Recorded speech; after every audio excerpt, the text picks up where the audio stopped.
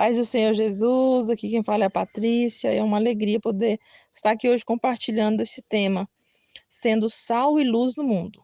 Como viver uma vida que reflete os valores de Cristo em todas as esferas da vida. Bom, o versículo, que a gente conhece bastante está lá em Mateus 5, do 13 ao 16, que fala exatamente sobre nós sermos sal e luz nessa geração. Eu vou abrir aqui e ler para vocês. Diz assim, Mateus 5, do 13 ao 16. Vós sois o sal da terra, e se o sal for insípido, como que há de salgar? Para nada mais presta, senão para se lançar fora e ser pisado pelos homens. Vós sois a luz do mundo. Não se pode esconder uma cidade edificada sobre um monte. Nem se acende a candeia e se coloca debaixo do alqueire, mas no velador, e dá luz a todos os que estão na casa. Assim, resplandeça a vossa luz diante dos homens, para que vejam as vossas boas obras e glorifiquem o vosso Pai que está nos céus. Amém? Essa palavra é muito conhecida, né? Então, assim, a essência de Cristo em nós, ela não pode ser escondida. Ela tem que ser notória, ela tem que ser vista, né, pelos outros. E por que o Senhor usa este exemplo, né? O sal e a luz. Vamos falar primeiro do sal. O sal, ele tem o quê? Característica para temperar, propriedades para temperar, para preservar, e o sal também aumenta a nossa sede, não é verdade? Então, vamos falar primeiro o sal como um tempero. Quando a gente fala do sal para temperar, eu lembro de Colossenses 4:6, que diz assim: a vossa palavra seja sempre agradável e temperada com sal, para que saibais como vos convém responder a cada um. Ou seja, nós devemos falar com graça. O que é falar com graça? Quando a gente lembra da palavra graça, ela remete a um favor imerecido, ou seja, falar com amor, falar com calma, falar com mansidão, falar com respeito, mesmo que o outro não mereça, né? Não é por merecimento, mas pela essência que Deus confiou em nós de sermos sal e luz nessa geração. Então, através do nosso testemunho, no agir e no reagir, nós glorificamos a Deus. Por isso, nossa palavra deve ser temperada. A gente deve ter temperança, né? Lembra aí de temperança. Então, quando a gente fala do sal como conservar, para preservar, aí nós devemos salgar, nós devemos viver neste mundo salgando. Como assim salgando? Preservando, fortalecendo os princípios bíblicos a qual nós estamos enraizados. Nós devemos o quê? Evitar os valores do pecado que se espalhem. Então, uma das formas da gente preservar os valores que nós defendemos é o quê? Proclamando a palavra de Deus. A gente precisa falar, anunciar esta palavra. A exemplo lá de Jonas. Quando Jonas foi anunciar a palavra de Deus, o que que aconteceu? Assim que ele pregou a palavra, muitos ninivitas creram e se arrependeram. Então, a palavra de Deus anunciada, ela gera o arrependimento. Por quê? Porque o Espírito Santo é que convence o homem do pecado, da justiça e do juízo. Mas cabe a nós o ide, cabe a nós anunciar a palavra. Então, nós devemos ser sal para salgar, devemos anunciar tanto as bênçãos quanto as consequências da desobediência. Então, nós devemos, como a função de preservar, nós devemos salgar, ou seja, viver, devemos proclamar e devemos também orar, devemos interceder, orar por mudança, orar por arrependimento, como ali o exemplo da Bíblia, Abraão intercedeu por Ló. Por ele interceder por Ló, Ló foi o que? Livrado ali pelo juízo de Sodoma e Gomorra. Então, a importância de orarmos, de intercedermos um pelos outros. E outro ponto importante do sal é que, quando aí em Mateus ele fala assim, ó, o sal pode se tornar insípido, não é assim que diz lá? Se o sal for insípido, com que há de salgar? Ou seja, o sal, ele pode perder a propriedade de salgar, ou seja, a nossa missão ou a nossa identidade como sal pode ser comprometida. Nós podemos negligenciar e não cumprir o chamado de Deus em nossas vidas. Então, essa parte aqui é uma advertência que deve trazer temor ao nosso coração. Por quê? Porque a gente precisa vigiar para que nós sejamos realmente sal nessa geração, sal nessa terra. Em Apocalipse 3:11 diz o quê? Eis que venho sem demora. Guarda o que tens, para que ninguém tome a tua coroa. Então, nós aprendemos aqui, nessa parte do sal se tornar insípido, o quê? Que a nossa missão, a nossa identidade, ela pode ser perdida ou pode ser afetada, e a nossa salvação comprometida. Lá em 1 Coríntios 15, 1 e 2, fala que nós devemos permanecer crendo no evangelho ao qual nós conhecemos, ao qual nós aprendemos. Devemos perseverar até o fim. Por quê? Quando nós deixamos de ser sal, nós permitimos que outros sejam julgados prematuramente. Ou seja, não apenas impedimos o juízo quando a gente torna sal, mas atraímos o juízo para nós. Está lá em Hebreus. Hebreus 6, 4 e 6 e Hebreus 10, 26. Então, eu quero ler aqui para vocês que eu achei muito interessante essa parte aqui de Hebreus. Hebreus 4, 6. Hebreus 6, 4 e 6. Hebreus 6. Então, diz assim, ó. Porque é impossível os que já uma vez foram iluminados e provaram o dom celestial e se fizeram participantes do Espírito Santo e provaram a boa palavra de Deus e as virtudes do século futuro e recaíram, sejam outra vez renovados para o arrependimento. Pois assim, quanto a eles, de novo crucificaram o Filho de Deus e o expõem ao vitupério. Ou seja, aqueles que recaíram dificilmente, né, ou impossível de serem renovados. Para Deus nada é impossível. Mas o que acontece? Aqueles que caíram, é muito mais difícil que este volte para os caminhos do Senhor. É como o sal insípido aqui, que fala em Mateus. Ele não serve para nada. É jogado, é lançado fora. Então, quando a gente recai, a gente perde, né, na nossa caminhada cristã, qual que é o caminho para aquele que sai dos caminhos do Senhor? É a perdição, é o fogo eterno. Em Hebreus 10, 26 e 27 diz o seguinte: porque se pecarmos voluntariamente, depois de termos recebido o conhecimento da verdade, já não resta mais sacrifício pelos pecados, mas uma certa expectação horrível de juízo e ardor de fogo que há de devorar os adversários. Ou seja, é exatamente essa exortação do sal insípido, que a gente precisa vigiar e orar em todo tempo. Para quê? Para permanecermos como sal e luz nessa geração. Só que nós vivemos atualmente numa sociedade cristã que não salga e não faz a diferença. Por quê? Porque prega um evangelho de facilidade. Prega um evangelho de vinde como estás e continuei como estás, mais ou menos assim. Mas o que a Bíblia nos ensina? A Bíblia nos ensina o tempo todo a ter uma vida de vigilância, uma vida de cuidado, uma vida de dedicação, uma vida de renúncia. Ser cristão é renunciar o pecado. Ser cristão é ter Jesus como centro da nossa vida. E nós precisamos renunciar o pecado dia após dia. Então, o sal, ele pode perder o seu valor e a sua utilidade. Então, nós devemos estar com a nossa identidade firmada em Cristo Jesus para quê? Para permanecer como sal nessa geração.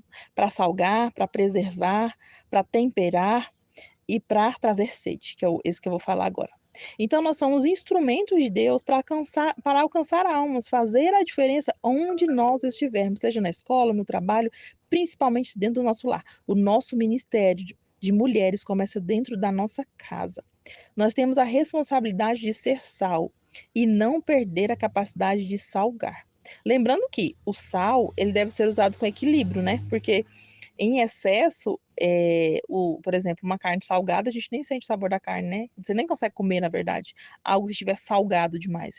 Então, a gente tem que tomar cuidado com os excessos, porque ou excessos ou extremos, né? Nem de mais, nem de menos, equilíbrio. Colossenses 4, 5, o que ele fala? Andai com sabedoria para os que estão de fora, remindo o tempo. Por quê? Porque muitas vezes o cristão, ele pode ser inconveniente no falar ou até pelo exemplo. Então, nós não podemos ser extremistas e nem silenciar contra o pecado. Se a gente ver algo errado ou que vai de contra os princípios bíblicos, não podemos nos silenciar, nos calar. E nossa conduta no dia a dia, ela anuncia que somos sal e luz nessa geração. Então, quando necessário, usamos as palavras com sabedoria. Então, a nossa conduta já fala muito a respeito a quem servimos. Então, outra característica do sal aqui que eu quero deixar é que ele aumenta a nossa sede. A nossa alma, ela tem fome e sede de Deus. Salmos 34, 8, eu gosto muito desse versículo. Diz assim, ó: provai e vede que o Senhor é bom. Bem-aventurado o homem que nele confia. Aqui, quando ele fala assim, provai, é um convite para que outras pessoas possam também experimentar, ter essa experiência, né, individual com Deus, para que verdadeiramente venha conhecer a sua bondade como uma experiência. Então, como sal, nós devemos provocar essa sede nas pessoas, para que elas venham a conhecer o nosso Deus ou retornar para o caminho ao qual ele já conheceu um dia. E por fim, vamos falar da luz, né? Somos luz do mundo. Como assim? Luz do mundo, a gente vem aqui seguir o exemplo de Jesus. Em Filipenses 2,15 diz assim, ó: para que sejais irrepreensíveis e sinceros, filhos de Deus, inculpáveis, no meio de uma geração corrompida e perversa, entre o qual resplandeceis como luzeiros no mundo. Nós devemos resplandecer como luz no mundo. Nós temos essa responsabilidade de ser luz. E o nosso exemplo é quem? Jesus.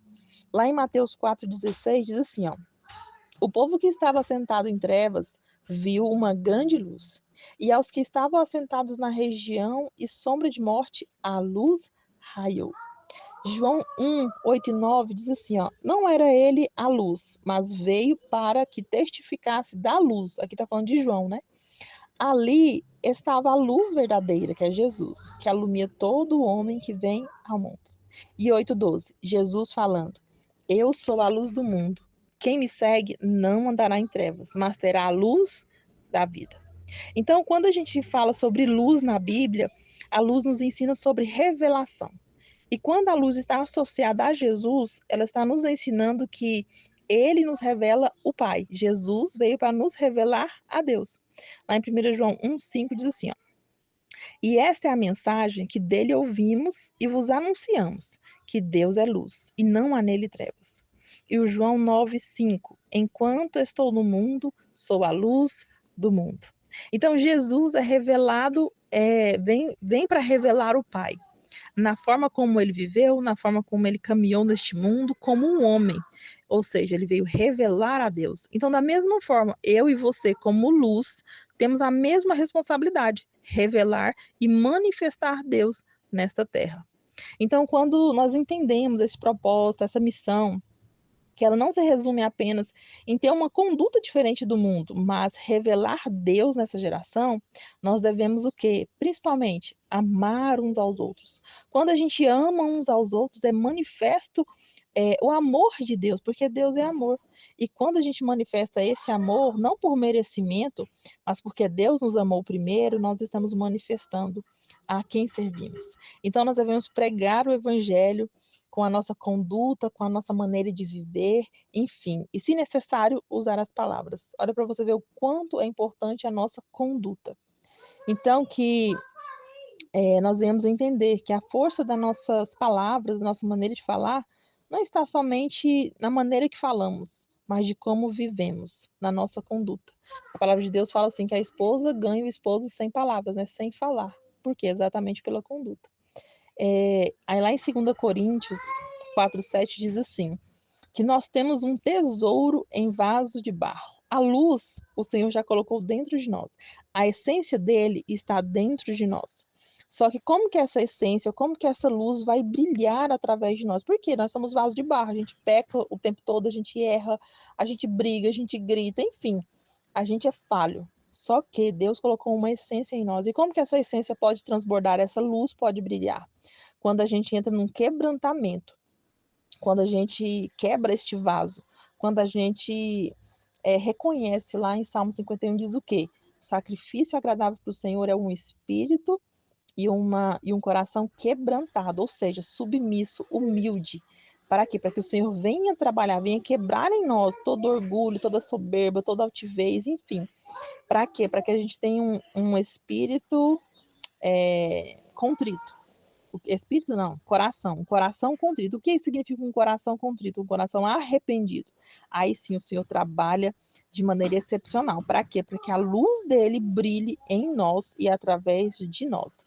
Então, que nós possamos nos quebrantar na presença do Senhor, nos arrepender de todo pecado, de todo mal, para que a luz dele venha verdadeiramente resplandecer através de nós, amém? Para finalizar, eu quero deixar aqui só Efésios 5, 1 e 2. Sede, pois, imitadores de Deus, como filhos amados. Andai em amor, como também Cristo vos amou, e se entregou a si mesmo por nós, em oferta e sacrifício a Deus, em cheiro suave. Gente, eu não posso deixar esse versículo aqui. Eu acho muito lindo quando aqui o subtema diz assim, ó: como viver uma vida que reflete os valores de Cristo em todas as esferas da nossa vida. Os valores de Cristo, olha para você ver o tanto que Deus é maravilhoso, que nós somos participantes da natureza divina. São 9 atributos que ele colocou na nossa essência. É muito lindo esses atributos, está lá em 2 Pedro 1, 5, 7. Eu preciso ler para você. Então, para finalizar, eu quero deixar aqui 2 Pedro 4 e 5, pelas quais ele nos tem dado grandíssimas e preciosas promessas, para que por elas fiqueis participantes da natureza divina, havendo escapado da corrupção que pela concupiscência há no mundo. E vós também, pondo nisso mesmo toda a diligência, acrescentai à vossa fé a virtude a ciência, e a ciência a temperança a paciência, e a paciência a piedade, ou amor, né? E a piedade é o amor fraternal. E o amor fraternal, a caridade. Então, os 9 atributos que o Senhor colocou em nós, na nossa essência, é o quê? Resumindo, a bondade, a fé, o conhecimento, domínio próprio, perseverança, a virtude, devoção a Deus, a amizade cristã ou amizade fraternal e o amor. A essência dele está em nós. Amém? Então, que sejamos sal e luz nessa geração. Em nome de Jesus. Deus abençoe.